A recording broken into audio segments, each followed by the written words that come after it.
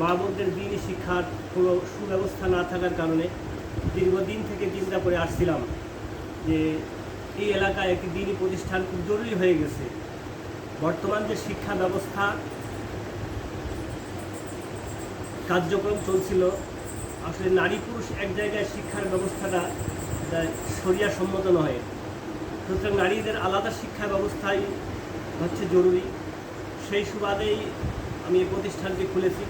এখানে 3-4 জন অভিজ্ঞ এবং আন্তর্জাতিক মানের মহিলা শিক্ষিকা দ্বারা এই প্রতিষ্ঠানটি পরিচালিত হয়ে হুমায়রা জান্নাত মহিলা হাফিজিয়া মাদ্রাসা, চাকলাহাট ইউনিয়নাধীন সিং রোড প্রধান পাড়ায় এই প্রথম মহিলা হাফিজিয়া মাদ্রাসা।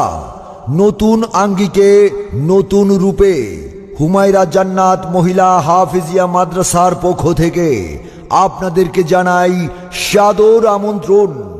ভর্তি চলছে, ভর্তি চলছে, ভর্তি চলছে। হুমায়রা জান্নাত মহিলা হাফিজিয়া মাদ্রাসায় আবাসিক অনাবাসিকভাবে ভর্তি চলছে। হুমায়রা জান্নাত মহিলা মাদ্রাসা ক্যাম্পাস।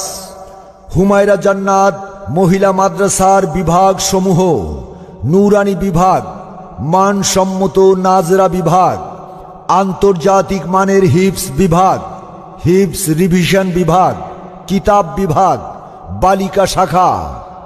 আপনার স্বপ্ন পূরণে আমাদের আয়োজন।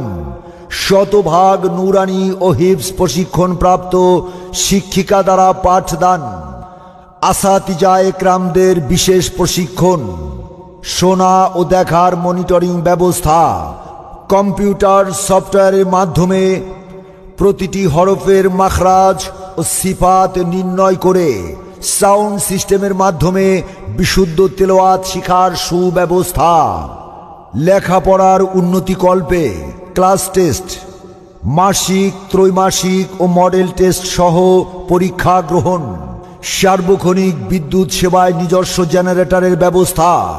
আবাসিক ছাত্রীদের জন্য রয়েছে 3 বেলা মানসম্মত খাবার পরিবেশন। হুমায়রা জান্নাত মহিলা মাদ্রাসা, চাকলাহা। যে চাহিদা সেটা পূরণ করবা, ঠিক আছে? তোমাদের সকলকে অভিনন্দন জানিয়ে আমার সংযুক্ত কথা শেষ করছি। তোমরা যারা আছো, তোমরা এখানে লেখাপড়া করতেছো, লেখাপড়া করার জন্য তোমরা কোনো মানুষ হওয়ার জন্য, হাফেজ হওয়ার জন্য আসছো। এখানে তোমরা হাফেজ হয়ে বের হয়ে আসবা, এই চিন্তা ভাবনা করে এখান থেকে তোমাদের লেখাপড়া শুরু করছে, শেষ করবে।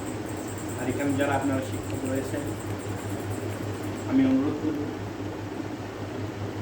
আপনাদের বাচ্চা আছে, আমাদেরও আছে, সার্বিকভাবে আমরা সবাই সহযোগিতা করি। আর এখানে মূল পরিচালক নূর হাবিব যে কথাটা বলছে, আসলে দেশের সার্বিক পরিবেশ পরিস্থিতি কিন্তু পরিবর্তন হয়ে গেছে।